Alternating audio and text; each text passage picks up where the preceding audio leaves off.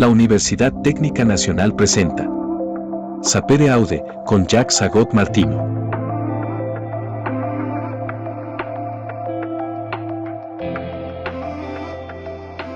Somos UTN. Hola, hola, queridos amigos, queridas amigas. Qué alegría estar nuevamente con ustedes para una edición más del programa Sapere Aude, que como ya lo hemos dicho muchas veces y seguiremos diciéndolo ritualmente, es una frase latina, un moto, un apotegma latino que significa atrévete a saber, atrévete a aprender, atrévete a conocer. Sapere Aude, ¿verdad? Atrévete, ten la audacia de saber. La palabra, bueno, una palabra derivada aude la encontramos en audente fortuna iubat, la otra expresión latina que significa la fortuna o el azar o la suerte ayuda a los audaces. La fortuna ayuda a los audaces. Audente sapere iubat. Pero el nuestro es simplemente sapere aude. Tener la audacia de saber. Es un pequeño desafío, por lo tanto. Y hoy vamos a volver a visitar a un gran poeta francés. Ya comentamos uno de sus poemas, uno de los más lindos, En sortant de l'école, saliendo de la escuela. Y hoy vamos a analizar otro de sus más bellos poemas. Muy bien, Jacques Prévert nació en 1900 en Neuilly-sur-Seine, es uno de los barrios más lujosos de Francia, el 4 de febrero de 1900 y murió el 11 de abril de 1977. En Aumonville-la-Petite, también en Francia, pero no ya en París. Vivió 77 años, se lo llevó un cáncer de pulmón y sí, era un fumador empedernido. Qué gran poeta era Jacques Prévert, qué gran poeta, un poeta que siendo surrealista no era de ese tipo de surrealismo que asusta, que intimida, que es inabordable. No, es un surrealismo sonriente, es un surrealismo lúdico, juguetón y muy próximo al mundo de los niños. De hecho, sin ser un poeta infantil oficialmente, porque no lo es, sus poemas han sido enseñados en las escuelas, en todas partes del mundo, donde quiera que haya un lycée francés, un liceo francés, se va a estudiar la poesía de Jacques Prévert. Yo recuerdo haber memorizado y declamado algunos de sus poemas desde chiquillo, segundo, tercer, cuarto, quinto grado. Sí. Sobre todo que es un poeta que fue musicalizado con mucha frecuencia, ¿verdad? Con mucha frecuencia. Eh, Muchos de sus grandes poemas, ¿verdad? Les feuilles mortes, las hojas muertas, ¿verdad? La edición, ¿verdad? La cuenta, la grasse matinée, dormir hasta la tarde, les bruits de la nuit, los sonidos de la noche, la chasse à l'enfant, la casa del niño, todos esos y otros, En sortant de l'école, que ya estudiamos, fueron musicalizados por el gran compositor húngaro Joseph Kosma. Joseph Kosma. Y es una lástima que Kosma haya muerto tan joven en 1969 porque nadie supo ponerle música a los textos de Prévert con tal elocuencia, con tal belleza, con tal profusión melódica. Eran encantadoras las canciones de Joseph Kosma. Les feuilles mortes, las hojas de otoño o las hojas muertas, es un clásico. Eso lo canta Yves Montand, lo canta Jacques Brel, lo canta todo el mundo, lo canta Mology, lo canta Barbara, lo canta también Ana Muscuri, todo el mundo ha cantado Las hojas de otoño, Las hojas muertas. Muy triste, muy melancólico poema. Así que, bueno, pero también fue musicalizado por compositores tan distinguidos como Germaine Taillefer, una compositora, Germaine Taillefer, que formaba parte del grupo de los seis, Les Six, que eran Darius Milhaud, Arthur Honegger, Francis Poulenc, Jean Jaurès, Louis Dureil y Germaine Taillefer. Constituían el grupo de los seis. Y tenían a Jean Cocteau como el vocero, como el propagandista, como el teórico, entre comillas, del grupo. 6 compositores franceses que simplemente propusieron una nueva estética, un tipo de estética que ellos querían que fuera diferente a todas las emanaciones impresionistas de Debussy y de Ravel, que fuera una música más neoclásica, más seca, más nítida, menos neblina, menos brumas, ¿verdad? Una música más, de nuevo, neoclásica, bien perfilada, ¿verdad? Muy bien dibujada, por así decirlo.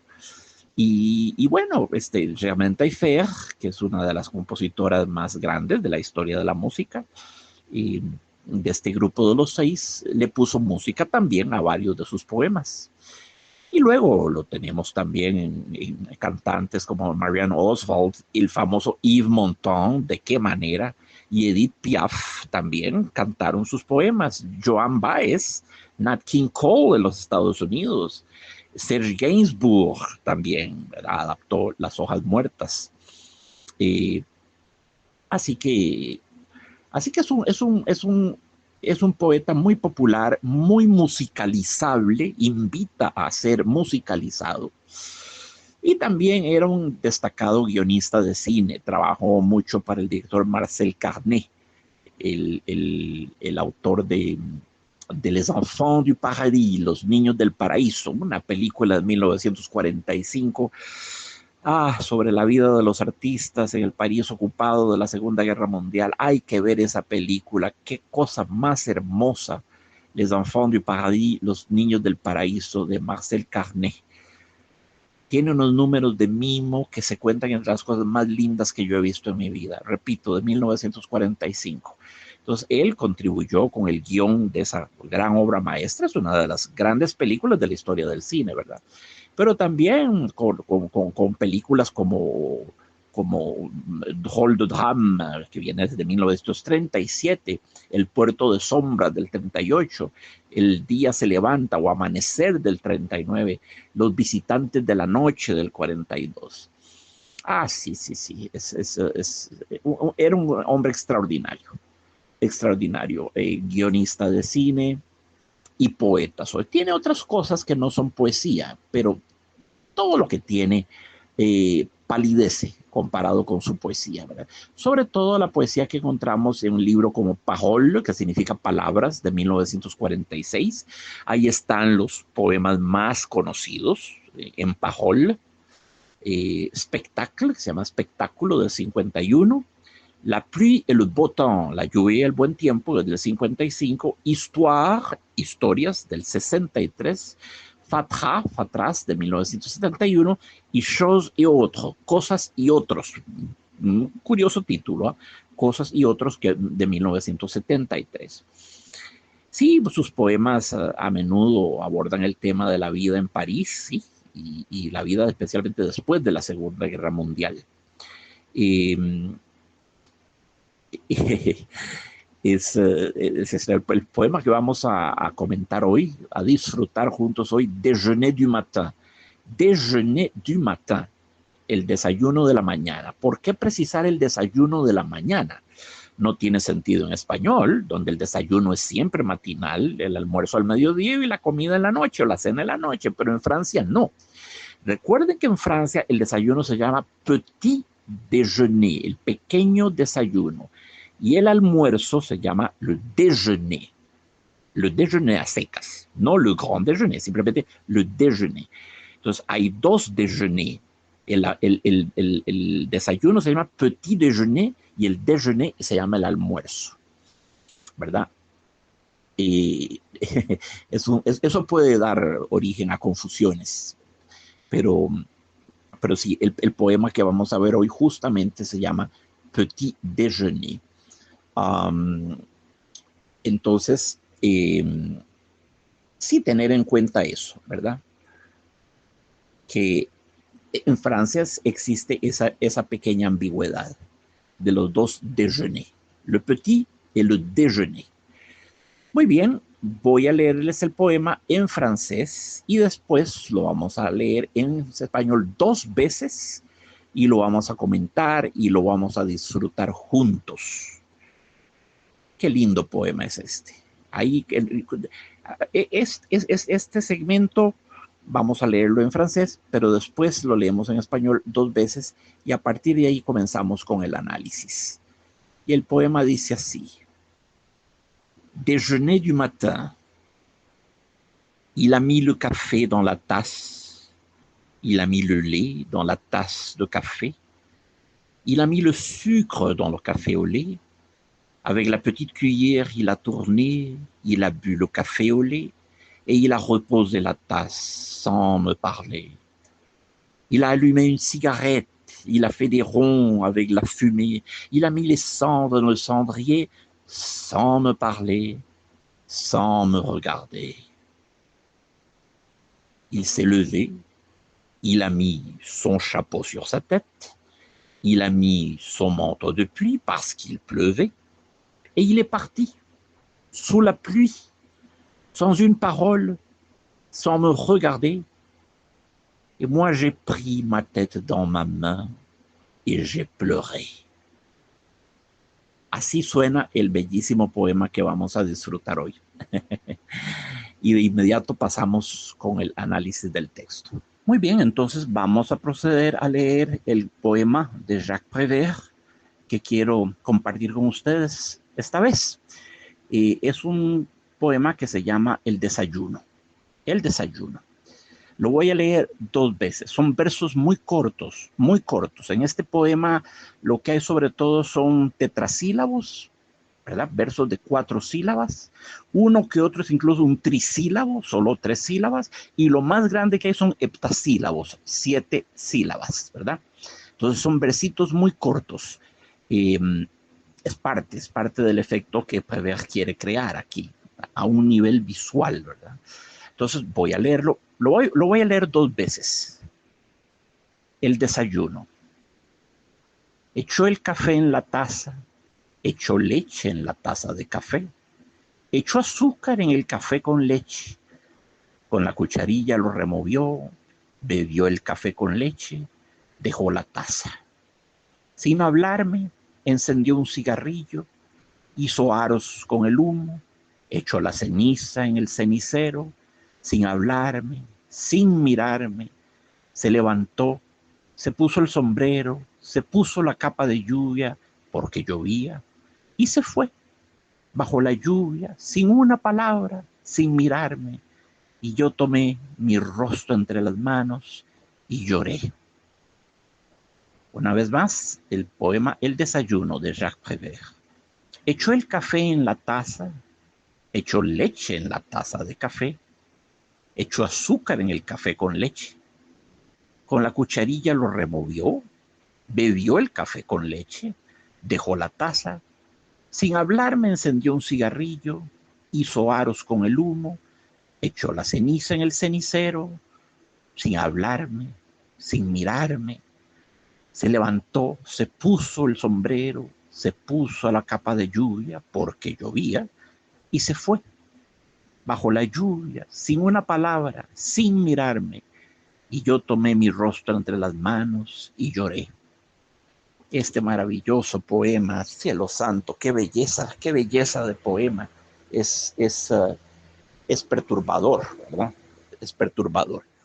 Es un poema de la soledad. El gran protagonista de este poema es el silencio. Es el silencio. Es un poema donde hay muchísimo más silencio que palabras o que sonidos o que fonemas. Repito, los versos son generalmente tetrasílabos como en la casa sí, en la casa, sin hablarme, 4 sílabas. Los hay que son de solo 3 sílabas. Se puso, ¿verdad? Por ejemplo. Y lloré, son de solo 3 sílabas. Y hay algunos que son de 7 sílabas. Mi rostro entre las manos, ¿verdad? O bebió el café con leche. De ahí no pasamos. Unos cuantos heptasílabos, pocos de hecho, y en general estamos en el mundo de los tetrasílabos, cuando no de los trisílabos. Hay mucho más vacío que espacio, que espacio con letras, ¿verdad? Hay mucho más espacio negativo que espacio positivo en el poema. Si uno lo ve, lo que va a ver es una columnita larga, como un tronco de avión, un tallo de flor, columnita larga, de versitos minimalistas, de versitos diminutos, ¿verdad?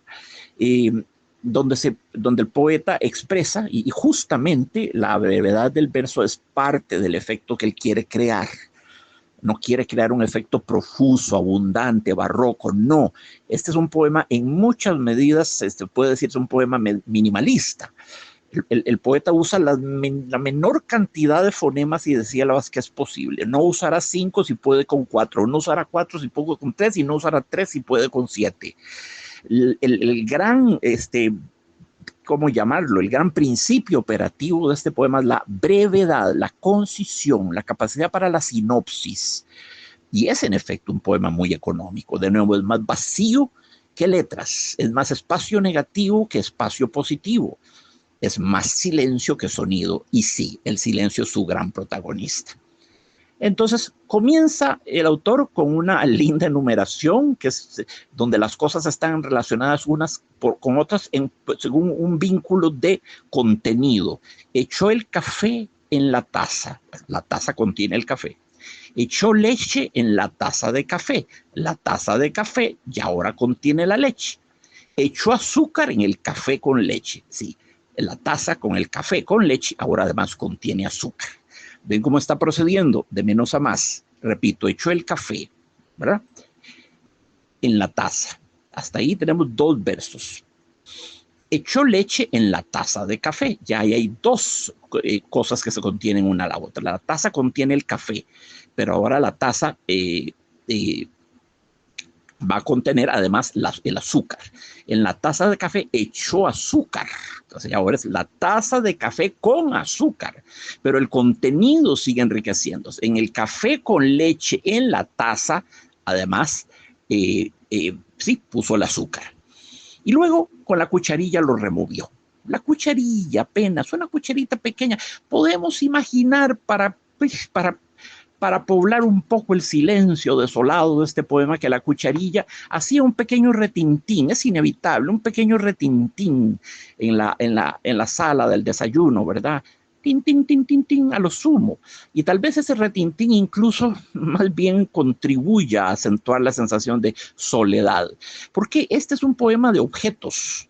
Este es un poema de objetos. Aquí es una enumeración de objetos, y una enumeración es un recurso poético. Es un recurso poético. Hay varios tipos de enumeraciones. No vamos ahora a perdernos por esos andurriales. Este poema es básicamente una enumeración. No tiene diálogo. No tiene absolutamente ningún diálogo. Ninguno de los 2 protagonistas humanos intercambian la menor palabra. No se dicen una palabra. ¿Por qué? Pues porque este es un poema de la no comunicación, del naufragio de la comunicación, de la muerte de la comunicación, del triunfo de esas pequeñas cosas, ¿verdad?, que habitan ahí sobre la mesa del desayuno en una relación de pura contigüidad. No estamos en el mundo de Walt Disney. La taza no habla con la leche, que no habla con el café ni con el azúcar. No están personificados. Están reducidos a su mínimo, ¿verdad? Son cosas que están contiguas, yacentes, inanimadas. Los 2 únicos que podrían aquí hablar son él y ella, y no se intercambian una sola palabra. Vuelvo para atrás. Echó el café en la taza, echó leche en la taza de café, echó azúcar en el café con leche. Entonces ya tenemos 3 elementos: la taza, el café, la leche y el azúcar, que van acumulándose. Es una enumeración, pero ven, una acumulación. Ahora entramos en el terreno de los verbos. Con la cucharilla lo removió, bebió el café con leche, dejó la taza, ¿verdad? Ya estamos en una serie de participios pasados. Con la cucharilla lo removió, bebió el café con leche, que además sabemos que tenía azúcar, bebió el café con leche, dejó la taza sin hablarme, encendió un cigarrillo. Vean ustedes que estamos completamente en puros participios pasados. Encendió un cigarrillo, hizo aros con el humo, echó la ceniza en el cenicero. Todo eso, de nuevo, es una enumeración como los primeros versos, pero ahora es una enumeración de acciones hechas de una manera muy automática, muy maquinal, ¿verdad? Con la cucharilla lo removió, bebió el café con leche, dejó la taza, sin hablarme encendió un cigarrillo, hizo aros con el humo, echó la ceniza en el cenicero. Quien hace aros con el humo es porque tiene un minutito de ocio en medio de la premura típica de los desayunos en nuestras sociedades. Hay que entrar al trabajo a tal y tal hora, marcar, o la sirena, o lo que sea, o un jefe de oficina con la cara muy muy ogresca nos recibe si venimos tarde, ¿verdad? O el niño que llega tarde a la escuela, al colegio, ¿verdad? Entonces empezamos con los participios pasados. Encendió un cigarrillo, hizo aros con el humo, echó la ceniza en el cenicero. Todo ello sin hablarme. Ese es el primer verso ¿verdad? Que encabeza la lista de participios pasados. Sin hablarme, encendió un cigarrillo, hizo aros, pequeña concesión al ocio. Con el humo, echó la ceniza en el cenicero. De nuevo, el acto consiste en depositar una cosa dentro de otra, un contenido dentro de un continente. Echó la ceniza en el cenicero, sin hablarme, sin mirarme. Tenemos ahí un recurso típico, hermoso de la poesía, que es comenzar dos versos o muchos versos con la misma palabra o con el mismo grupo de palabras, sin hablarme, sin mirarme. Eso es una anáfora, ese es el término de ese recurso, anáfora. Y como ya les he dicho muchas veces, el ejemplo más egregio de las anáforas lo tenemos en las bienaventuranzas de Jesucristo, en francés, les Béatitudes. El compositor belga francés César Franck le puso música a las bienaventuranzas, pueden ustedes creerlo, y es una obra bellísima, bellísima, les Béatitudes, las beatitudes se dice en francés, no las bienaventuranzas, las beatitudes, les Béatitudes. Entonces sí, las bienaventuranzas de Jesucristo, ¿verdad? Bienaventurados los pobres, bienaventurados los que sufren, bienaventurados los que son perseguidos, bienaventurados los que tienen sed, bienaventurados, etc. Cada versículo, cada verso, dejemos de versículos, pasemos a un formato de poesía. Cada verso comienza con bienaventurados. Entonces, cuando varios versos en un poema se suceden, ¿verdad? Y usan la misma palabra para empezar, eso se llama anáfora. Es así de simple. Es un proceso, digamos, de reiteración, ¿verdad? De repetición, que contribuye a darle al poema un aire un poquito letánico, suena como un poquito como una letanía, se asemeja a una letanía. Y ya lo teníamos antes, en los primeros versos, atención con la palabra, la forma verbal echó el café en la taza, echó leche en la taza de café, echó azúcar en el café con leche. Ahí tenemos ya tres anáforas con echó, tres versos que comienzan con la misma palabra. Y ahora aquí tenemos sin hablarme, sin mirarme. Recuérdenlo siempre, anáfora es, asócienlo automáticamente, será muy correcto hacerlo con las beatitudes de los evangelios de la Biblia. Las beatitudes son un bellísimo poema. Tal vez el poema más bello jamás escrito, a veces lo pienso así. Nunca puedo leerlo sin estremecerme, sin conmoverme. Me genera tal confortación, tal paz, tal sentimiento de protección, me genera tal amor. Qué poema tan maravilloso. Cuidado de no sea el más bello jamás escrito. Que Jesucristo era poeta. Preguntar a alguien por ahí, sí, claro, Jesucristo era poeta. Y era además un magnífico cuentista, era un storyteller. Las parábolas bíblicas, la que sea, el buen samaritano, el hijo pródigo, la semilla, lo que ustedes quieran, los talentos, todas esas parábolas son cuentos, son microficciones, son cuentitos. Para ser más exactos, son, vendrían siendo apólogos. ¿Qué es un apólogo? Un apólogo es un textito literario que lleva alguna enseñanza de tipo moral, ética o espiritual, ¿verdad? Entonces, sí, las fábulas de La Fontaine con sus versos finales, ¿verdad? Siempre, donde viene la moraleja, son apólogos. Una moraleja es propia de un apólogo.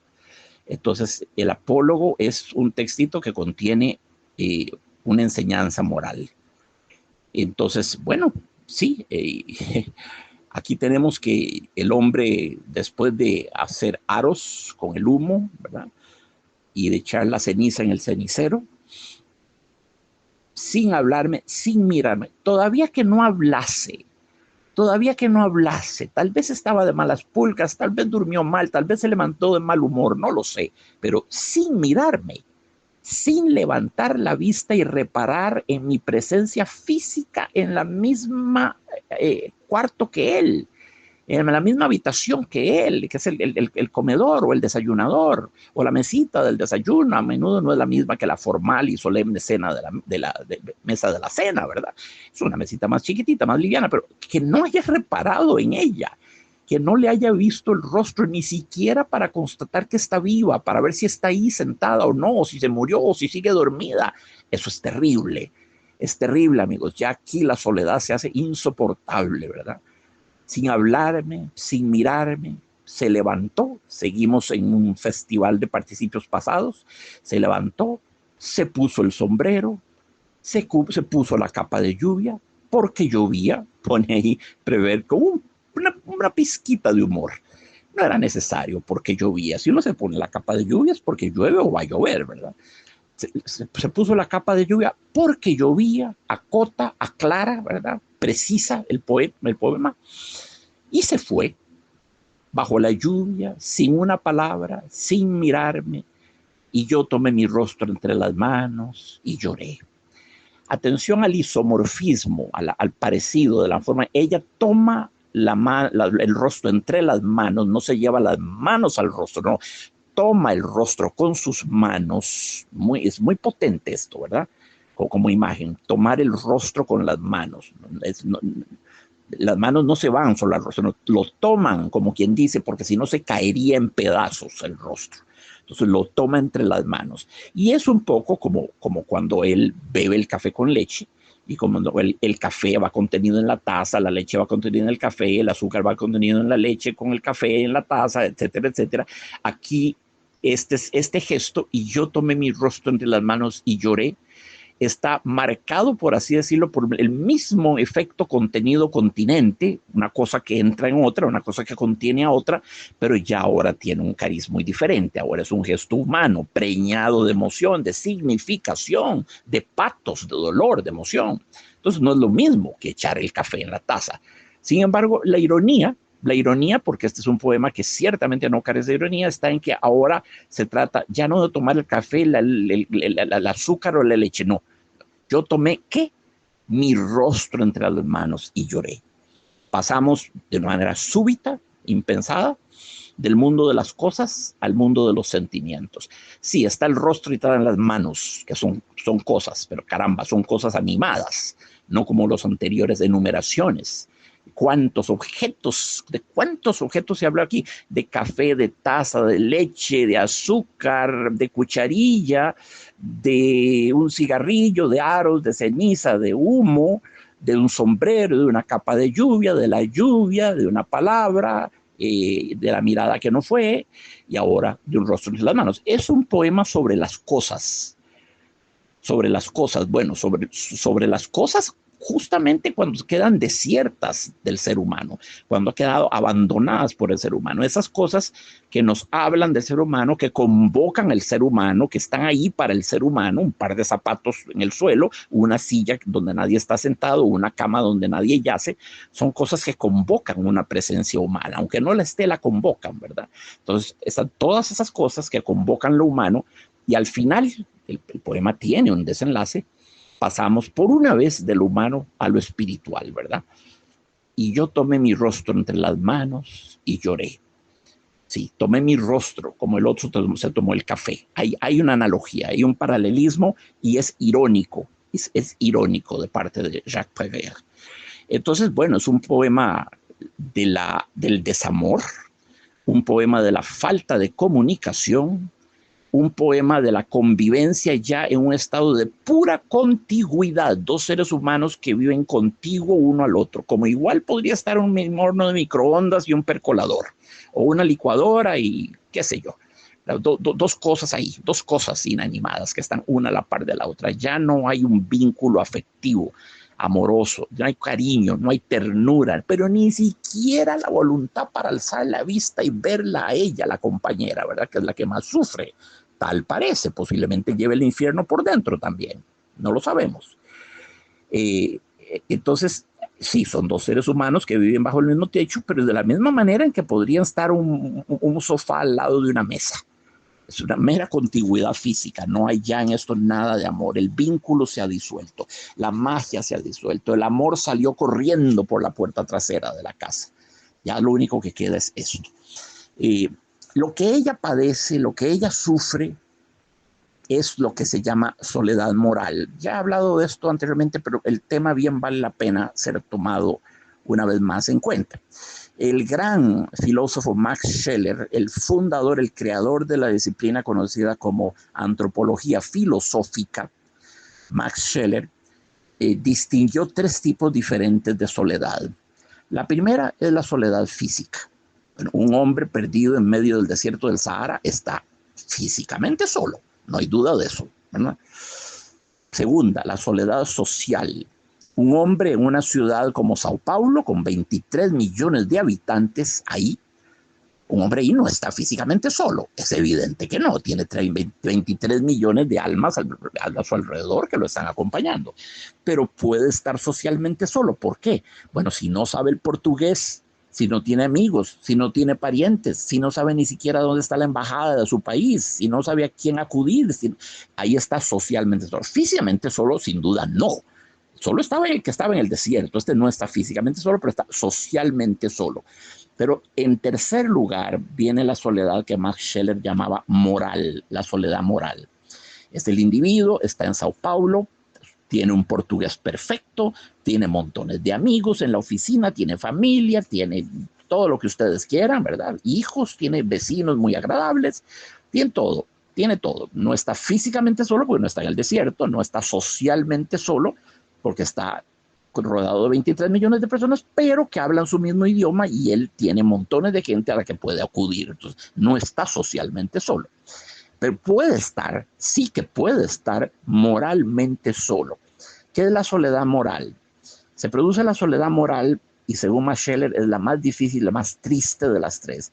Se produce soledad moral cuando las axiologías que uno tiene, las escalas de valores, la axiología ética, la axiología moral, la axiología religiosa, la axiología estética, la axiología política, la axiología económica, todas esas axiologías, que la axiología, a veces la gente se enreda, cree que la axiología es siempre que ver con los valores morales. No, axiología es que tiene que ver con un régimen de valores, con un sistema de valores más o menos jerarquizados, ¿verdad?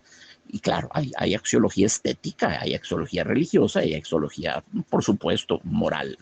Entonces, hay soledad moral cuando esas axiologías que tiene el hombre por dentro, esos registros de valores son completamente incompatibles con su entorno. Nadie comparte su axiología política, nadie comparte su axiología moral, nadie comparte su axiología ética, nadie comparte su axiología estética. Va nadando a contracorriente, va nadando a contrapelo, ¿verdad? Como decía Ortega y Gasset, irónicamente, no lo decía en serio, irónicamente, ser diferente es siempre ser indecente. En esta sociedad nuestra, ser diferente es siempre ser indecente. Está siendo irónico. Pero en este caso, él, con sus axiologías diversas, diferentes, completamente contrastadas con las de la gente que lo rodea, él se siente moralmente solo. Es un vacío tremendo allá dentro en el corazón. Nadie piensa como él. Y pensar en contra de toda la sociedad, vuelvo a Ortega y Gasset, también esa frase de él, es el acto de heroísmo más grande que un ser humano puede hacer. Es pensar, sentir y vivir contra todas las especificaciones, dictats y mandatos de la sociedad en que uno está inserto, cuando uno ya es una disonancia en medio de toda aquella consonancia. Entonces, entonces recapitulo, la soledad física, la soledad social y la soledad moral. Esto es Max Scheler, gran pensador. Evidentemente, ella, tal vez él, pero es que no sabemos si en el trabajo él tiene amigos, quizás con los cuales se siente más a gusto que con la propia esposa. Él, no sabemos mucho, pero la mujer que se queda ahí, que se queda en esa cocina, que a buen seguro ahora lavar los trastos del desayuno, que está sola, profundamente sola, la suya es una soledad moral. Soledad moral, no está en el desierto y con seguridad tiene vecinos o amigas a las que pudiera llamar, pero está moralmente sola. Ya entre estos dos individuos son como puntos discretos y aislados, ya no hay vínculo, ya no hay conexión, ya no hay tejido conectivo, ya son como mónadas de Leibniz, sin ventanas y sin puertas y sin nada, ¿verdad? Es terrible. Entonces, es importante retener la noción de la soledad moral de la cual hablaba eh, Max Scheler. Hay un poema de Paul Verlaine que se llama Colloque sentimental, coloquio sentimental, que me recuerda mucho este poema de Jacques Prévert. Solo que Jacques Prévert eh, escenifica este drama, porque es un drama, más aún es una tragedia, la escenifica en medio de la cotidianeidad, ¿verdad? Aquí no hay nada especial, hay taza, café, un azucarero, una cucharilla, un cenicero, en fin, las cosas que puede haber en una mesa de una familia burguesa francesa, la media burguesía. Entonces, la cotidianidad, la rutina, porque se ve que esta serie de actos constituyen un rito que se repite todos los días sin la menor brizna de magia. Se ve que es un rito, lo rutinario, es lo consuetudinario, es el tedio de la domesticidad y ese elemento terrible de la domesticidad, que es la repetitividad, ¿verdad? Cuando se repiten los mismos gestos con los mismos objetos día tras día, tras día, tras día. Y no mencionemos que posiblemente se repite también al almuerzo y en la cena, ¿verdad? Por lo menos en el desayuno, sí. Sí, ahí está el horror de la cotidianidad, verduga de la poesía, la cotidianidad, la asesina de la magia, del amor, del encanto, del sortilegio, de todas esas cosas bellas. La rutina, que es lo que Baudelaire llamaba spleen, palabra inglesa, spleen, que se opone en el mundo de Baudelaire al ideal. El ideal es el mundo de la poesía, de la magia, del embelezo. El spleen es el mundo de la cotidianidad, del tedio, de lo pedestre, de lo peatonal, ¿verdad? El reino de la antipoesía. Este hombre, esta mujer, viven en el reino de la antipoesía, de la cotidianidad ya vaciada de todo significado. Hay un poema, les decía, de Paul Verlaine, que se los voy a leer, primero en francés, luego en español, porque tiene mucho. La impresión que tengo es que Jacques Prévert tomó el poema de Verlaine y ese sentimiento básico del poema de Verlaine lo trasladó al ámbito, al locus amenis doméstico. Aquí voy con el poema de Verlaine. Colloque sentimental. Dans le vieux parc solitaire et glacé, deux formes ont tout à l'heure passé. Leurs yeux sont morts et leurs lèvres sont molles, et l'on entend à peine leurs paroles. Dans le vieux parc solitaire et glacé, deux spectres ont évoqué le passé. Te souvient-il de notre extase ancienne? Pourquoi voulez-vous donc qu'il m'en souvienne? Ton cœur bat-il toujours à mon seul nom? Toujours vois-tu en âme mon rêve? Non.